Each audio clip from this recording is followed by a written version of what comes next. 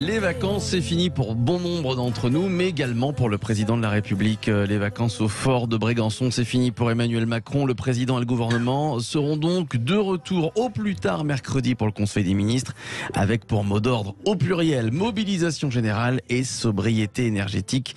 Emmanuel Macron a préparé, souvenez-vous, dès le 14 juillet, les Français à un automne plutôt très difficile avec la pénurie d'énergie, l'inflation. Craignez-vous une rentrée sociale tendue? C'est la question que l'on vous pose ce soir. Vous votez sur YouTube, Facebook, le compte Twitter de Sud Radio et pour le moment vous dites oui à 83%. Vous nous appelez évidemment pour réagir, en débattre avec nos vraies voix. 0826 300 300. En discuter avec Olivier d'Artigol, Paul Sugy, Marion Parizet. Tiens, on commence avec vous, Olivier d'Artigol. Alors il le sait, Emmanuel Macron, que la rentrée ne va pas être facile. Est-ce qu'elle va être plus tendue que prévu selon vous, Olivier d'Artigol? Ça, je ne peux pas vous dire de quoi sera fait l'actualité sociale et politique des toutes prochaines semaines. Ce qui est sûr, c'est qu'il y a des choses qui sont aujourd'hui incontournables dans le pays. C'est-à-dire que beaucoup de familles, classes populaires, mais y compris une partie des classes moyennes, voient la rentrée avec un peu le ventre noué, parce que les factures d'énergie sont en forte hausse, parce qu'il y a les dépenses incompressibles. Je lisais dernièrement une enquête comme quoi dans les familles populaires, on passe par là maintenant, on commence à passer par des crédits à la consommation pour payer du loyer ou des charges locatives. Donc les bailleurs sociaux savent par exemple très bien que là il y a une situation qu'ils jugent totalement inédite dans le pays. Donc une vie chère, des coups de pouce qui sont inférieurs au niveau réel de l'inflation, et donc bien évidemment une tension sociale sur, j'ai envie de dire, la possibilité de vivre sans se priver de ce qui fait un peu le sel de la vie. C'est-à-dire aujourd'hui, le salaire moyen est à 1 800 €, ce qui veut dire qu'un employé sur deux a moins. Et quand vous enlevez justement ces dépenses incompressibles, il faut commencer à se priver de tout, parfois des arbitrages. Est-ce qu'on fait le plein du frigo ou de la voiture? Il y a donc une tension qui se durcit. Et j'en arrête là. Tension à laquelle le gouvernement a essayé de répondre via la loi sur le pouvoir d'achat, mais les retours des élus locaux, y compris de certains députés de la Macronie, disent attention, ça passe pas, rien n'est réglé sur le fond. Ouais. Je suis certain qu'il peut y avoir une étincelle dans ce pays de type gilet jaune, sans que je puisse vous dire quel sera le déclencheur. Mais ça reste une cocotte minute. Ouais. Alors là, il y a 3 ans, enfin plus que ça, maintenant il y a 4 ans, le déclencheur, ça avait été le carburant. Ça peut être la pénurie d'énergie et l'inflation. Paul Sugy, c'est vrai que la loi sur le pouvoir d'achat, bon, quand elle a été votée, quand on a su ce qu'il y avait dedans, on savait très bien que ça n'allait pas fonctionner et que c'était dérisoire par rapport à ce qui se prépare et l'inflation qui va continuer de monter, Paul Sugy. On a une rentrée, si, alors certainement, si vous le dites, mais je pense surtout que là, pour les mois qui viennent, bien malin qui saurait prédire ce qui va se passer dans la mesure où la rentrée est vraiment très floue. Il y a des paramètres de l'équation qui sont inconnus, mais qui sont inconnus de tout le monde. Et même à l'Élysée, j'ai l'occasion de m'entretenir très récemment avec Alexandra Roulet, qui est une universitaire brillante, diplômée d'Harvard et qui est depuis maintenant quelques mois la nouvelle sorte de chief économiste de l'Élysée, c'est-à-dire que c'est elle qui fait les notes, et d'ailleurs maintenant à la fois pour l'Élysée et pour Matignon, sur la conjoncture économique. Elle travaille sur des scénarios avec des degrés de probabilité qui sont le fruit des calculs savants des conseillers à la fois militaires, diplomatiques, économistes, etc. du pouvoir, et qui vous disent le gaz russe peut être coupé à 100% avec telle probabilité, ils peuvent réduire mais continuer de nous en donner avec telle probabilité. Ce sont des scénarios. De toute évidence, si on nous coupe le gaz, définitivement, la rentrée et l'automne et l'hiver qui va suivre vont être chauds. Alors on est un des pays les moins dépendants au gaz russe, mais oui, on est solidaire des autres pays européens. Mais vous savez comme moi tous les mécanismes européens qui font que nous fixons malgré tout le prix de l'énergie de façon communautaire, et que par conséquent l'énergie à un moment risque de devenir effectivement la donnée. Alors en plus de cela, ça arrivera chez les ménages, mais de façon indirecte. C'est-à-dire qu'en fait c'est d'abord les entreprises qui vont renchérir gérer leurs coûts et ensuite qui du coup reportent ça. C'est le phénomène de l'inflation galopante que l'on rencontre. Donc ça veut dire que de toute façon, il y aura une situation de tension sur le pouvoir d'achat qui va dépendre de paramètres qui ne sont pas aujourd'hui en notre possession et que bien malin qui saurait prédire ce qui va se passer. Maintenant, ce que je crois, si vous voulez faire le parallèle avec des événements sociaux qu'on a connus dans les dernières années, c'est que malheureusement, en politique en France, tant que le pouvoir ne fait rien et tant qu'il donne l'impression de n'être que spectateur des événements, il ne se met pas les Français à dos. C'est-à-dire qu'à un moment, c'est toujours l'interventionnisme politique qui déclenche les mouvements sociaux importants, que ce soit telle ou telle mesure. On se rappelle par exemple que c'est la taxe carbone qui a été le déclencheur pour les gilets jaunes, mais comme les réformes des retraites, toutes les réformes économiques et sociales qui à un moment sont chaudes, eh bien il y a un moment un discours qui est véhiculé dans l'opinion, à raison ou non, mais qui à un moment met les gens en colère parce qu'on se dit le gouvernement veut nous la faire à l'envers. Tant que le gouvernement dit nous ne sommes que les spectateurs passifs d'événements qui nous dépassent, la guerre en Ukraine par exemple, il ne se mettra pas les Français à dos. Les gens vont pas sortir dans la rue si le gouvernement donne l'impression simplement d'être la victime des agissements de Poutine. Vous voyez, mais c'est quelque chose qui est déplorable parce que politiquement, il y a rien de pire que l'inaction. Et en particulier en matière d'économie, il y a un certain nombre de choses qui peuvent encore être faites. On a parlé par exemple du pilotage des investissements stratégiques. Moi, je suis convaincu aussi, d'ailleurs c'est pour ça qu'on invite un journaliste du Figaro sur un plateau, c'est pour qu'il vous le dise, qu'on peut aller encore plus loin aussi en matière, si vous voulez, de libération d'un certain nombre de contraintes administratives, fiscales, etc., qui pèsent aussi sur l'entreprise en France, qui pèsent sur le développement de notre croissance, et qu'à un moment, il y a des choses qui peuvent être faites. Sur les retraites, ce sera très chaud, très chaud. Et donc, si vous voulez, le gouvernement n'aura de réponse sociale que dans la mesure où il choisira de prendre à bras le corps, et c'est probablement même... Après, ça peut être une explosion sociale parce qu'il y a un ras-le-bol, tout simplement. Prendre à bras le corps les problèmes que nous avons rencontrés. Marion Parisi, ça peut être tout simplement un ras-le-bol, même si le gouvernement et Macron se dit victime et spectateur. Ça peut, mais je rejoins tout à fait Paul sur ce point-là, sur le fait de la responsabilité en fait. Est-ce que le gouvernement est responsable de la situation dans laquelle les Français se trouvent? C'est pas tant une question de est-ce qu'ils sont effectivement responsables, parce que ça, pour le coup, la question peut vraiment se poser, mais est-ce qu'il est perçu comme responsable? Et là-dessus, en effet, pour le moment... non, mais il peut être responsable de ne pas trouver de solution, de ne pas aller assez loin dans les solutions. C'est moins facile de se mobiliser dans ce genre de contexte-là.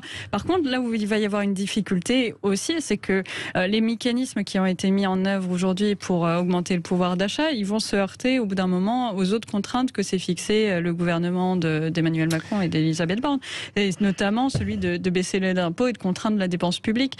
Au bout d'un moment, ça va se retrouver dans des négociations avec l'Union européenne et il va falloir faire un trait sur au moins une partie de ces choix-là.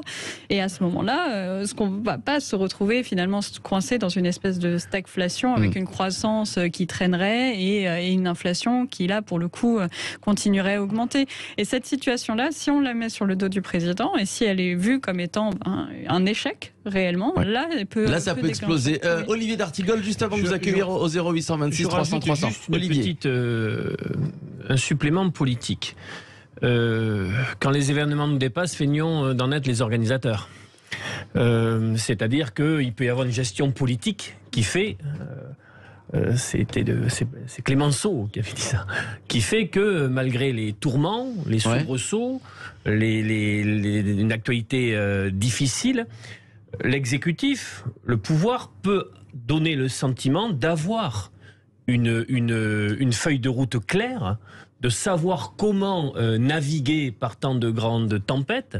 Sauf que là, le sentiment que j'ai depuis le début de ce second quinquennat, outre le fait qu'on ne sait pas très bien ce qu'Emmanuel Macron veut faire de ce second quinquennat, j'ai trouvé que le temps parlementaire, sur les 3 premiers projets de loi, mais y compris le récit que fait l'exécutif sur cette rentrée, fait qu'ils sont plutôt sur du cabotage, essayant de se dire, bon, on va commencer par ça, on va essayer de passer le Conseil national de refondation, on ne sait absolument pas ce qu'est cet objet politique absolument non identifié, puis après on va essayer de passer les textes sobriété, puis après on a les deux gros morceaux, le projet de loi de finances et le projet de loi de sécurité sociale, mais sans que je ne puisse vous dire aujourd'hui, tous ces petits cailloux s'inscrivent dans une perspective dont on peut au moins faire décrire. Là, il y a le sentiment d'un exécutif qui pilote à vue. Oui, à vue. 0826 300 300, pénurie, inflation. Est-ce que vous craignez une rentrée sociale agitée? Oui, à 83%. C'est votre réponse sur le compte Twitter de Sud Radio. On va entendre celle de Dominique qui nous appelle de Pau. Bonsoir Dominique. Oui, bonsoir. Bonsoir, bienvenue Dominique. Votre équipe. Merci. Bienvenue. Alors, vous êtes d'accord avec tout ce qui a été dit, Olivier d'Artigol, Marion Parisi et Paul Sugy ce soir, Dominique? À peu près, mais je trouve quand même, j'aimerais bien que la rentrée soit assez agitée. Ah oui. Par contre, je ne sais pas si les Français sont prêts à se mobiliser, à se mettre en grève, à aller manifester le samedi, etc. Je trouve quand même les Français relativement timides. Hein. Après, dans ce qui concerne l'inflation, moi je pense qu'il faudrait quand même valoriser un peu plus effectivement le travail, peut-être un peu moins les actionnaires. Et que les patrons, effectivement, augmentent les bas salaires surtout, et comme ils le font un peu, mais bon, à moindre mesure. Moi, je suis dans une grande société, ils payent aussi depuis 10 ans le fait d'avoir augmenté les bas salaires d'1,5% chaque année. Ça depuis 10 ans, en profitant d'une pénurie de travail. Et maintenant que le travail reprend, et ben effectivement, les gens n'hésitent plus à changer de société pour 300, 400 euros. C'est vrai, c'est vrai. Et voilà, nous on se retrouve dans notre société, on a un petit souci. Je suppose qu'on n'est pas les seuls, mais les gens s'en vont effectivement parce qu'ils trouvent mieux, et il y a de la demande, donc ils trouvent mieux pour 300, 400 euros de plus. Et les jeunes qu'on embauche, qui ont 2 ans d'expérience, sont parfois moins payés que ceux qui ont 15 ans d'expérience. Parce que depuis 15 ans, on a donné des miettes aux salariés qui avaient des salaires bas salaires ou des moyens salaires, mais ça concerne surtout les bas salaires. Voilà. Après, j'espère que les gens vont se motiver et aller dans la rue. Justement, sur la problématique, sur la problématique que vous énonciez, comment vous l'expliquez ça? Il nous reste 2-3 minutes. Tiens, Paul Sugy, que les Français peinent à se mobiliser depuis en fait les gilets jaunes, depuis les manifestations qui dérapaient. Paul Sugy. Je vais vous donner déjà une raison très simple qui va me permettre de rester assez en suspens et de pas répondre directement à savoir si les Français doivent ou non se mobiliser. Mais on reste au stade de l'analyse politique. Pourquoi est-ce qu'il y a effectivement peut-être moins de ferveur dans le domaine de la mobilisation sociale? Les syndicats sont plutôt décrédibilisés au cours des dernières années auprès des Français, et les événements politiques des dernières années tentent à nous montrer que ce sont plus toujours eux qui sont les moteurs des mobilisations collectives qui ont marqué l'histoire politique de ces dernières années. Je vous dis pas qu'il n'y a pas de défilé imposant de la CGT ou de grève spectaculaire de temps à autre sur des sujets chauds, mais de fait les syndicats ont quand même en partie décliné au profit plutôt d'une sorte de mouvance qui mêle à la fois les anciennes forces syndicales, mais aussi les forces politiques de la gauche en particulier dite alternative, en tout cas un peu plus à gauche que l'ex-parti socialiste, paix à son âme. Et de fait, aujourd'hui, les forces politiques qui ont été un petit peu les leaders de cette contestation, en particulier au cours du premier quinquennat d'Emmanuel Macron, se positionnent aujourd'hui sur d'autres sujets qui trouvent un écho extrêmement important auprès de la population de gauche de notre pays. En particulier les enjeux écologiques, pas seulement, mais en particulier, et qu'il semblerait que c'est d'abord aujourd'hui sur ces sujets que l'on trouve le plus fort taux de mobilisation possible. Et c'est donc à se demander si, et d'ailleurs la présence de la NUPS dans l'hémicycle depuis quelques mois tend plutôt à corroborer cette idée que j'aimais, c'est à se demander si aujourd'hui les représentants politiques, et en particulier parlementaires de cette gauche-là, ne sont pas préoccupés par d'autres sujets que, en priorité, les bas salaires, simplement le bien-être des classes les plus populaires. Je dis ça avec quand même quelques nuances, c'est que il y a bien sûr quelques profils qui dénotent. On a vu par exemple l'arrivée Tony Truant à l'Assemblée nationale de Rachel Keke, ou voilà d'autres personnes qui semblent avoir malgré tout ce sujet-là à cœur. Mais ils sont pas majoritaires, et c'est pas ce qu'on entend le plus. Alors juste sur la problématique et sur ce qu'a dit Paul Sugy. Cette gauche qui finalement ne mobilise pas sur les sujets qui intéressent les Français, notamment les bas salaires, Olivier d'Artigol. Paul a aussi dit, on ne sait pas de quoi l'avenir, comment ça peut prendre. Bon, il y a la construction d'un mouvement assez unitaire concernant une proposition initiale de Jean-Luc Mélenchon sur une marche contre la vie chère.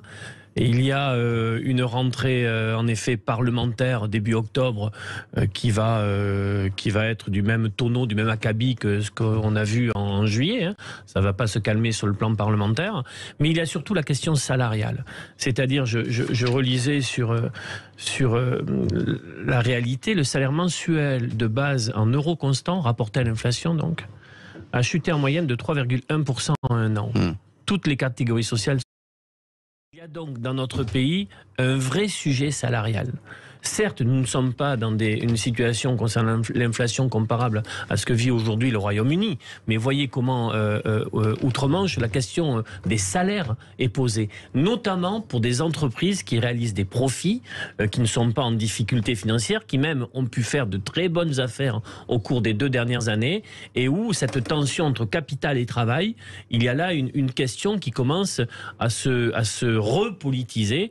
La taxation, par exemple, des grandes entreprises du CAC 40 qui ont réalisé des profits va rebondir dans le cadre de la rentrée parlementaire au sein de la commission des finances, mais aussi dans le débat parlementaire dans l'hémicycle sur le budget. Alors, on va poursuivre le débat dans un instant. On va entendre Marion Parizet, qu'on n'a pas beaucoup entendu, et puis Eric qui va nous rejoindre, Eric de la Drôme au 0826 300 300. Merci Dominique Depeau d'avoir débattu avec nous. On se retrouve dans quelques minutes avec Olivier d'Artigol, Paul Sugy, Marion Parizet donc, et notre débat pénurie d'énergie, inflation.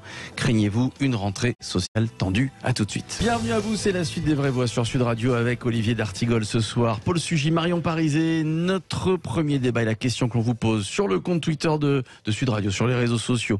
Pénurie d'énergie, inflation, craignez-vous une rentrée sociale tendue? Vous dites oui.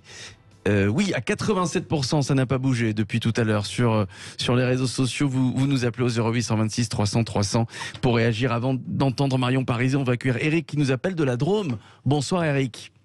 Oui, bonsoir Philippe. Bonsoir. Comment allez-vous Eric? C'est la fin des vacances pour vous?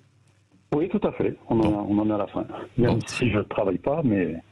Bah vous avez le droit à quelques vacances quand même. Bon. Tout à fait. Très bien. Alors, est-ce que vous craignez que la rentrée sociale soit agitée, tendue? Est-ce que vous le souhaitez qu'elle soit agitée et tendue comme le souhaitait Dominique qui nous appelait tout à l'heure de Pau? Non, je ne le crains pas. Oui, je le souhaite et oui, je le pense. Là, vraiment, que ce soit le pouvoir d'achat diminue pour tout le monde, donc je pense que les gens vont bouger. Hein. En fait, ce gouvernement, tout à l'heure j'ai entendu parler d'inaction, je pense qu'il n'est pas en action, il est toujours en réaction. Donc je pense que oui, il va y avoir des conflits, peut-être pas une grève générale, mais il va y avoir pas mal de conflits, et je pense que les Français vont réagir.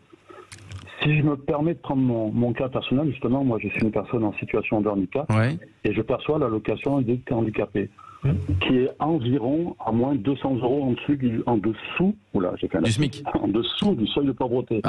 Donc je pense que j'ai pas trop de dessins à vous à vous faire.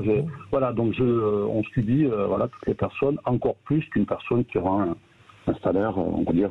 Qu'est-ce que vous pensez, tiens, par exemple, de la loi sur le pouvoir d'achat? C'est fait, bien entendu. En fait, la réponse, elle serait très très simple. Réindexation sur les salaires, réindexation sur toutes les allocations. Et là, il n'y aurait pas de sujet. Il y en a beaucoup, alors pas dans votre cas en situation de handicap, mais beaucoup qui ont des bas salaires. Et on parle pas assez de ces travailleurs pauvres qui, pour certains, n'ont pas de logement et vivent dans la précarité ou encore et des branches professionnelles dans leur voiture. J'en ai croisé il y a pas longtemps. Et des branches professionnelles où le premier salaire démarre en deçà du SMIC. C'est vrai. Marion Parizet. C'est vrai que cette impression de résignation, elle est difficile, mais je pense qu'elle est liée aussi à l'évolution du paysage politique. Parce qu'encore sous le premier mandat d'Emmanuel Macron, il y a eu cette explosion autour des Gilets jaunes, qui ensuite a été tue par l'accumulation des crises, où finalement les gens étaient plus préoccupés par une forme de survie, il faut le dire. C'est de la survie immédiate, c'est de s'assurer qu'on est capable d'aller au boulot le matin, et de pouvoir avoir son salaire à la fin du mois, et de pouvoir vivre et faire se coller les deux bouts à la fin du mois.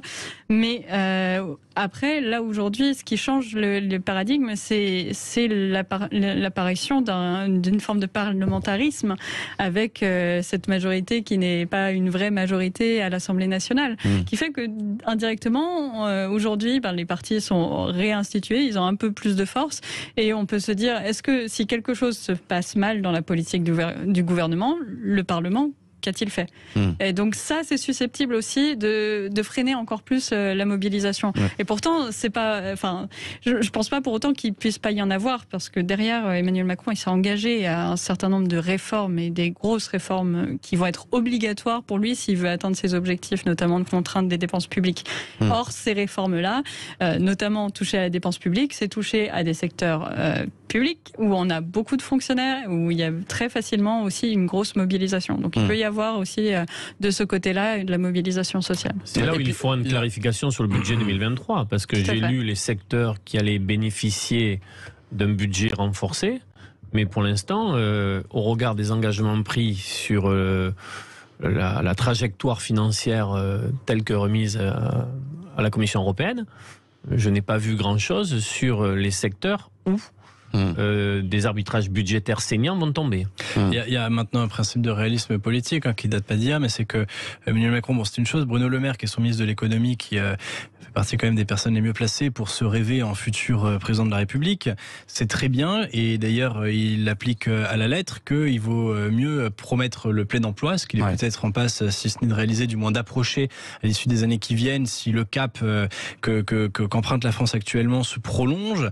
Il vaut mieux arriver en 2027 face aux Français en leur disant j'ai rétabli le plein emploi qu'en leur disant j'ai ramené la France sur une trajectoire de sérieux budgétaire. Juste, il nous reste une petite minute. Est-ce qu'il doit s'exprimer, Emmanuel Macron, pour peut-être désamorcer une éventuelle explosion, une rentrée sociale compliquée? Olivier d'Artigol Non, là, la patate chaude est à Matignon et Bercy. Il aurait tort de s'exposer dans cette séquence-là.